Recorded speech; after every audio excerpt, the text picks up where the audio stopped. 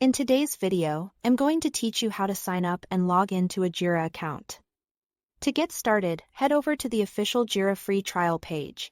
This is the page where you can create your account and begin setting up your workspace. Make sure you are on the official Atlassian website so you know you are signing up in the right place.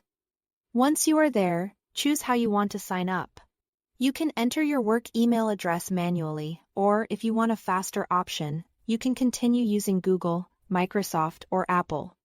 The method you choose here is important because you'll want to use that same method later whenever you log in. If you sign up with a third-party option, it usually makes the process quicker and saves you from creating a separate password. If you signed up with an email address, Atlassian will send a verification link or code to your inbox. Open that email and follow the verification step to confirm your account. If you don't see the message right away, check your spam or junk folder just in case. This step helps secure your account and confirms that the email address belongs to you. After verifying, you will be asked to create your credentials. Enter your full name and set a secure password. Try to use a password that's strong and easy for you to remember, but difficult for others to guess.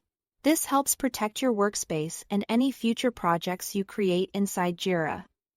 Next, Jira will ask you to set up your site URL. This means creating a unique subdomain name for your workspace. Choose something simple, professional, and easy to recognize, since this will be part of your Jira site address going forward. After that, you will go through a short workspace customization process. Jira may ask a few quick questions about your role and the type of work you do. This is designed to help configure the best starting template for your needs. So just answer based on how you plan to use the platform. Once you finish, Jira will take you straight to the project dashboard. Now let's talk about logging in later. To access your account again, go to the main Atlassian login page. Enter the same email address and password you created during setup.